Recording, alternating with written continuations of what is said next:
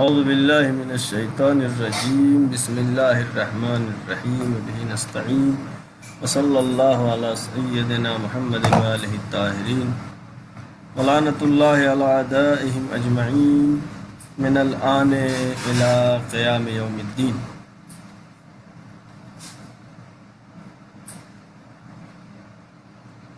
آج سلسلہ دروس قرآن ایک مستقل جاری ہے، اس کا 25واں درس آپ سامعین و ناظرین کی خدمت میں پیش کر رہا ہوں۔ ماہ مبارک رمضان کی آج 21ویں تاریخ ہے۔ مولا کائنات مظلوم جہان علی بن ابی طالب علیہ السلام کے سر پر ضربت لگی ہوئی ہے، نہایت ہی غم کے ایام ہیں۔ آپ تمام کی خدمت میں تعزیت و تسلیت پیش کرتے ہوئے معروض آج کا یہ درس شروع کرتے ہیں۔ جیسا کہ کل جو آپ نے تفسیر و ترجمہ سماعت فرمایا، اس میں یہ آیت تھی 124 سورہ بقرہ کی کہ وَإِذِ ابْتَلَىٰ إِبْرَاهِيمَ رَبَّهُ بِكَلِمَاتٍ فَأَتَمَّهُنَّ، جب جناب ابراہیم کہ وَإِذِ ابْتَلَىٰ إِبْرَاهِيمَ، اور یاد کرو اس وقت کو کہ جب جناب ابراہیم کا خدا نے امتحان لیا اور امتحان میں کامیاب۔ قَالَ إِنِّي جَاعِلُكَ لِلنَّاسِ إِمَامًا، خدا نے کہا کہ ہم لوگوں میں سے لوگوں کے لیے آپ کو امام بنانے والے ہیں، لوگوں کے لیے، تمام انسانوں کے لیے۔ قَالَ وَمِن ذُرِّيَّتِي قَالَ لَا يَنَالُ عَهْدِ الظَّالِمِينَ، جناب ابراہیم نے کہا میری ذریت، خدا نے کہا کہ یہ عہدہ امامت ظالمین کے لیے نہیں ہے۔ اب آگے آیت نمبر 125، چونکہ ابھی تک بحث کس چیز کی ہے؟ امامت کے بارے میں۔ وَإِذْ جَعَلْنَا الْبَيْتَ مَثَابَةً لِلنَّاسِ وَأَمْنًا، اور اے رسول وہ وقت بھی یاد دلائیے۔ وَإِذْ، لفظ اذ میں نے پہلے بھی تاکید کیا ہے، یعنی یاد دلائیں، اس وقت کو بتائیں۔ وَإِذْ جَعَلْنَا الْبَيْتَ، اور یاد دلائیے اے میرے رسول، یاد دلائیے اس وقت کو کہ جَعَلْنَا الْبَيْتَ مَثَابَةً لِلنَّاسِ وَأَمْنًا، کہ جب ہم نے خانہ کعبہ کو مثابۃ للناس وامنا، لوگوں کے لیے ثواب اور پناہ کی جگہ قرار دیا، معین کیا۔ وَاتَّخِذُوا مِن مَقَامِ إِبْرَاهِيمَ مُصَلًّى، اور ہم نے قرار دیا، اخذ کیا، قرار دیا مقام ابراہیم کو نماز پڑھنے کی جگہ۔ مقام ابراہیم مصلی، مقام ابراہیم کو ہم نے مصلی قرار دیا، نماز پڑھنے کی جگہ ہم نے قرار دیا۔ اس نے خدا بند عالم نے جناب ابراہیم کی قربانیوں کے صلہ میں جو قربانیاں جناب ابراہیم نے پیش کی تھی، اس کے بدلے میں خدا بند عالم نے جناب ابراہیم کے بہت سے مرتبے عطا کیے ہیں۔ مقام ابراہیم کے پیچھے نماز پڑھنا، جو حاجی جاتے ہیں وہاں پہ نماز پڑھنا۔ تو مقام ابراہیم وہ پتھر ہے جس پر کھڑے ہو کر جناب ابراہیم اور جناب اسماعیل نے خانہ کعبہ کے بنیادوں کو بلند کیا تھا، دیوار کو بلند کیا تھا۔ طواف کے بعد 2 رکعت نماز ہے، وہ بھی مقام ابراہیم کے پیچھے پڑھنے کا۔ جس پتھر پر جناب ابراہیم کھڑے ہوئے، خدا نے یہ شرف عطا کیا۔ لہذا کعبہ کیا ہے؟ کعبہ یادگار ہے جناب ابراہیم و جناب اسماعیل کی۔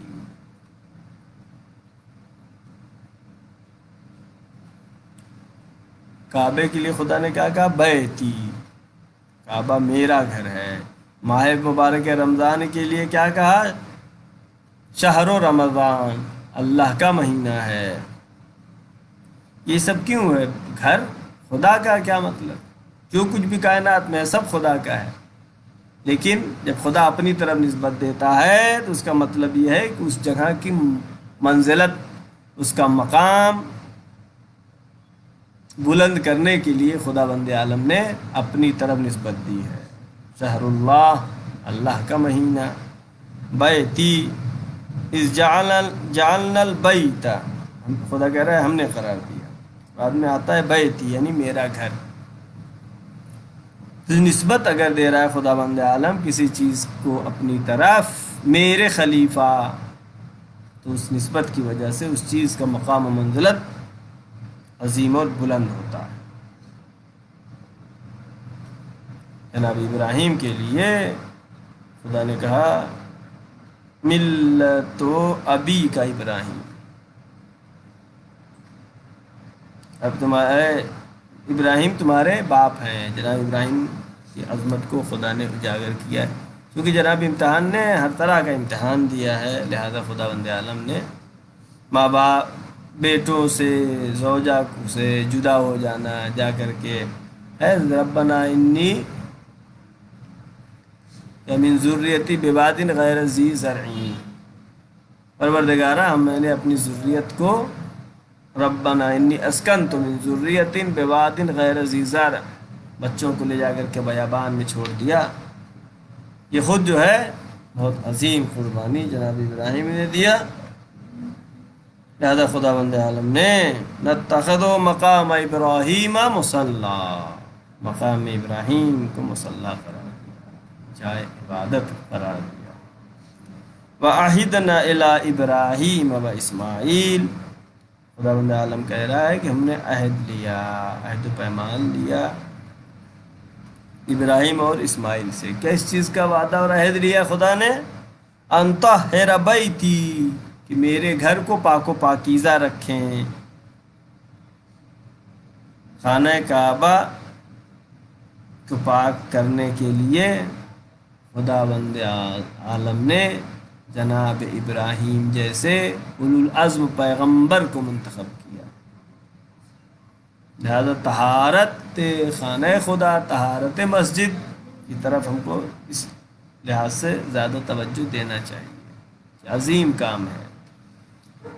مقام ابراہیم وعہدنا الی ابراہیم و اسماعیل، ہم نے عہد کیا ابراہیم اور اسماعیل سے، ان طہر بیتی، کہ میرے گھر کو پاک کریں، کس لیے؟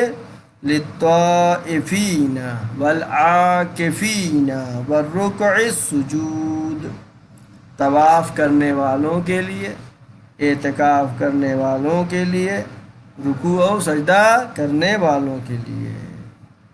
معلوم یہ ہوا یہاں پر اس آیت سے بہت چیزیں معلوم ہوئی کہ جناب ابراہیم کے زمانے میں طواف تھا، عاکفین اور اعتکاف بھی تھا، اور رکوع سجود، رکوع و سجدہ تھا، یعنی عبادت نماز زمانے میں بھی تھی، رکوع و سجدہ اس وقت بھی تھا۔ وَعَهِدْنَا إِلَىٰ إِبْرَاهِيمَ وَإِسْمَاعِيلَ، کہ پاک کریں میرے گھر کو طواف کرنے والوں کے لیے اور اعتکاف کرنے والوں کے لیے، رکوع و سجود کرنے والوں۔ آیت نمبر 126۔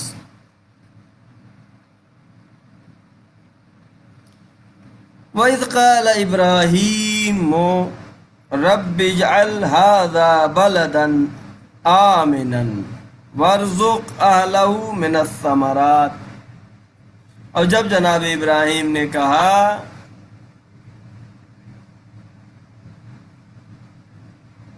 کیا کہا؟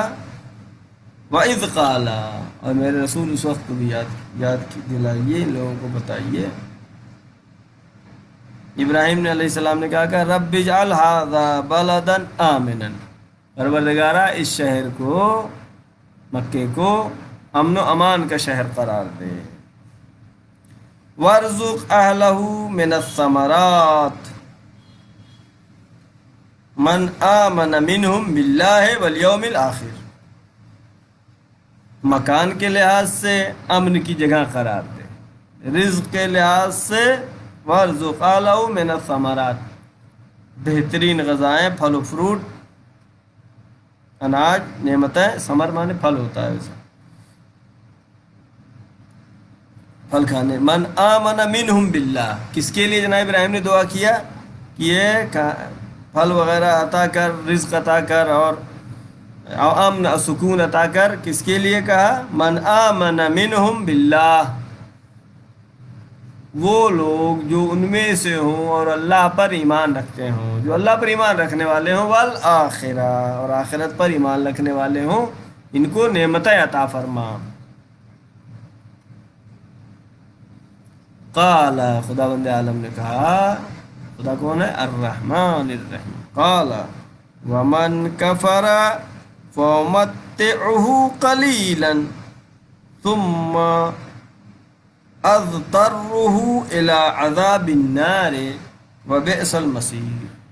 خدا نے کہا اے ابراہیم، تم جو یہ کہہ رہے ہو کہ نعمتیں صرف ان کو دوں جو کہ اللہ پر ایمان رکھنے والے ہیں، قیامت پر ایمان رکھنے والے ہیں، ایسا نہیں ہوگا۔ میں خدا رازق ہوں، لہٰذا میں رزق دوں گا، چاہے وہ کافر ہو چاہے وہ مومن ہو، رزق میں روکنے والا نہیں۔ دیکھیں یہاں پہ جب وہاں امامت کا مسئلہ پیش آیا تو جناب ابراہیم نے کہا صرف قال ومن ذریتی، میری اولاد کو کیا امامت ملے گی؟ خدا نے کہا لا ینال عہد الظالمین۔ اور یہاں پر یعنی چونکہ وہ امامت اور معنوی رتبہ ہے، جہاں تک رزق کی بات ہے، خدا نے کہا، جناب ابراہیم نے کہا کہ جو تجھے ایمان رکھنے والے ہیں، آخرت کو ماننے والے ہیں، خدا نے کہا نہیں، رزق جو ہے سب کے لیے ہے۔ وہ امامت کا مسئلہ ہے جہاں پر لا ینال عہد الظالمین، اگر ظالم ہے تو اس کو امامت نہیں ملنے والی، لیکن رزق اگر ہے تو چاہے کافر ہی کیوں نہ ہو، خدا نے کہا میں اس کو رزق دوں گا۔ ومن کفر فامتعه قلیلا، اس کو میں دوں گا چند روز کی دنیا میں، یعنی دنیا کی زندگی قیامت کی زندگی سے چند روز کی دنیا ہے، یعنی خدا بند عالم نے کہا دنیا میں رزق کافر کو بھی دوں گا، مومن کو بھی دوں گا۔ ومن کفر فامتعه قلیلا، میں اس کافر کو بھی دوں گا، ایسا نہیں ہے کہ رزق نہ دوں۔ اب اگر دنیا میں کوئی کافر ہے، اللہ کا نہ ماننے والا ہے، رسول کو نہ ماننے والا ہے، ائمہ معصومین علیہ السلام کو نہیں ماننے والا ہے، پھر بھی اس کے پاس رزق بہت نظر آ رہا ہے، تو اعتراض کی گنجائش نہیں ہے۔ کیوں؟ خدا بند عالم کہہ رہا ہے کہ میں رزق دوں گا، کتنے دن کے لیے؟ چاہے کافر، فَأُمَتِّعُهُ قَلِيلًا، چند دنوں کے لیے، چند دن دنیا کی چند دنوں کی زندگی کے لیے۔ ثُمَّ أَضْطَرُّهُ إِلَى عَذَابِ النَّارِ، پھر اس کو اٹھاؤں گا آخرت کے عذاب کے لیے، مضطر استراراً، اب اختیار ختم ہو جائے گا۔ لیکن دنیا میں انسان کے لیے اختیاری زندگی ہے، محنت کرے گا تو دنیاوی کامیابی بھی حاصل ہوگی، آخرت کی کامیابی بھی حاصل ہوگی، محنت نہیں کرے گا تو ناکام ہو جائے گا۔ لہذا آیت میں کیا کہہ رہا ہے خدا کہ ہم جو ہے اس کو دنیا میں رزق دیں گے، چاہے کافر ہی کیوں نہ ہو۔ ثُمَّ اضْطَرُّهُ إِلَىٰ عَذَابِ النَّارِ، پھر آخرت میں اس کو مجبور کر کے اٹھایا جائے گا الی عذاب النار، اور جہنم کے عذاب کی طرف۔ اس کو دنیا میں رزق دوں گا لیکن آخرت میں اس کے لیے جہنم کا عذاب ہے۔ کیوں؟ یہ سزا جو ہے آخرت میں ملنا ہے، دنیا میں نہیں ملنا۔ کچھ کو ملتا ہے، کچھ لوگوں کو دنیا میں بھی عذاب ملتا ہے اور آخرت میں بھی عذاب ملتا ہے۔ وبئس المصیر،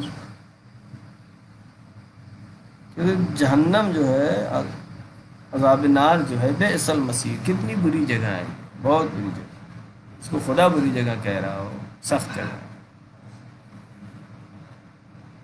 لہٰذا خدا نے کہا کہ میں کافر کو بھی دوں گا۔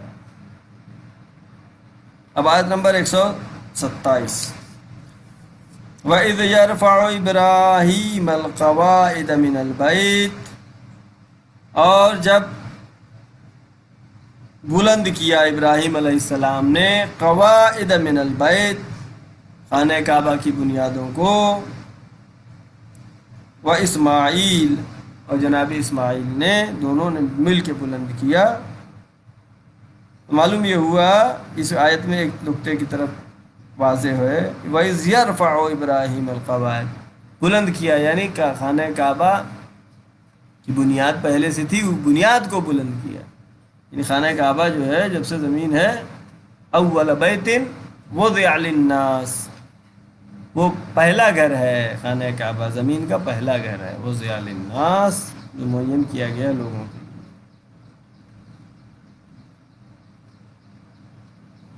لہذا وَإِذْ يَرْفَعُ إِبْرَاهِيمُ الْقَوَاعِدَ، جب جناب ابراہیم نے خانہ کعبہ کے بنیادوں کو بلند کیا،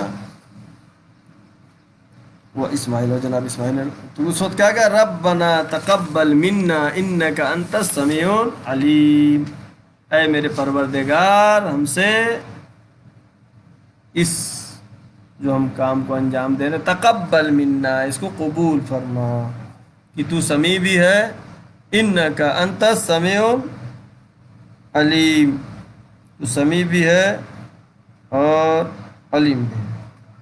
مولا کائنات حضرت علی ابن ابی طالب علیہ السلام نے خطبہ قاصعہ، جو کہ خطبہ نمبر 192 ہے نہج البلاغہ کا، اس وہاں پہ فرماتے ہیں، خداوند عالم نے ابراہیم علیہ السلام سے لے کے خاتم تک لوگوں کا امتحان، خداوند عالم ابراہیم علیہ السلام سے لے کے خاتم تک لوگوں کا امتحان لے گا، یہ حدیث کا ترجمہ ہے۔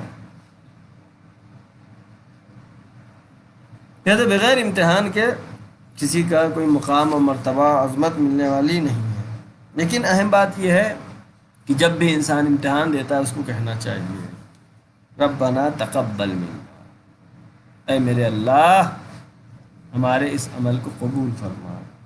یہاں پر خانہ کعبہ آج بن رہا ہے، مستری کون ہے؟ جناب ابراہیم، مزدور کون ہے؟ جناب اسماعیل۔ بن کس لیے رہا؟ عبادت کے لیے، اولو العزم پیغمبر ہیں، لیکن کام کیا ہے؟ سب سے نیک کام ہے، بیت اللہ کی تعمیر ہے۔ سب کرنے کے بعد جناب ابراہیم علیہ السلام دعا کر ربنا تقبل منا، اے میرے اللہ ہم سے قبول فرما، انک انت السمیع العلیم، سمیع بھی ہے اور علیم بھی ہے۔ یہ سنت انبیاء ہے، جیسا کہ جناب زینب نے بھی یہی کہا، عظیم سے عظیم قربانی ہو لیکن خدا کے سامنے جب پیش کی جائے تو اہل بیت نے، انبیاء نے ہم کو سکھایا ربنا تقبل ھذا القربان قلیل، پروردگارا یہ ہماری مختصر سی قربانی کو قبول فرما۔ کون سی قربانیاں ہیں؟ وہ قربانی وفدیناہ بذبح عظیم کے مقام پر ہے۔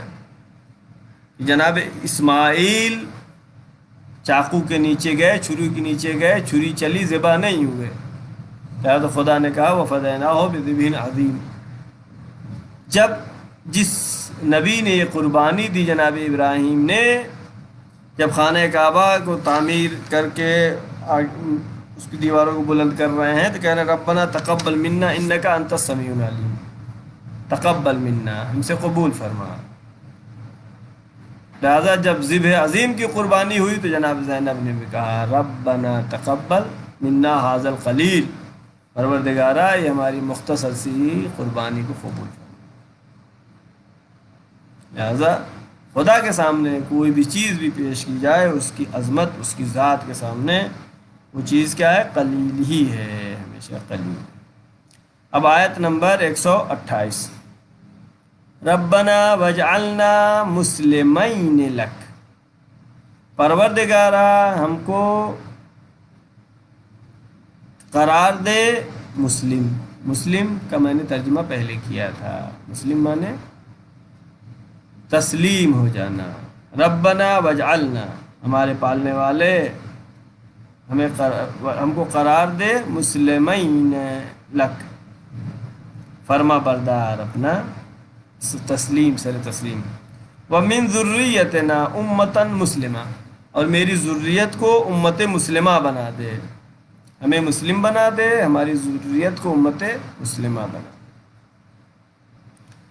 وَأَرِنَا مَنَاسِكَنَا، اور ہمیں سکھا دے عبادت کا طریقہ، جسے کہتے ہیں مناسک حج، یعنی حج کی عبادت کا طریقہ۔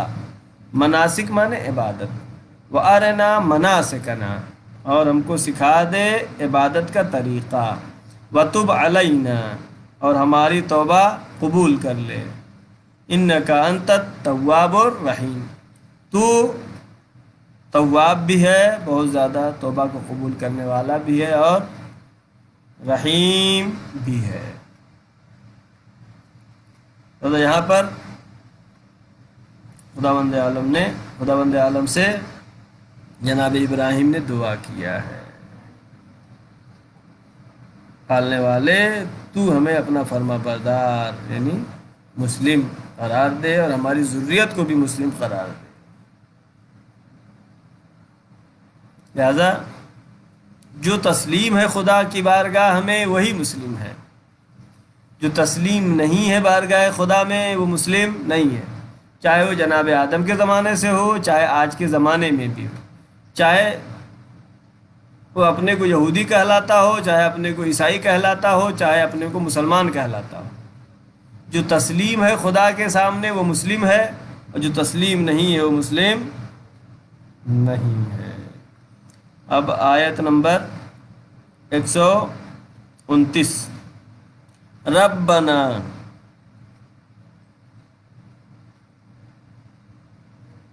ربنا وابعث فیہم رسولا منہم، اے ہمارے پالنے والے، اے میرے اللہ، وابعث فیہم رسولا منہم، مکے والوں میں انہی میں سے رسول بنا کر بھیج۔ رسول اللہ کے لیے بھی دعا جو ہے جناب ابراہیم نے کیا۔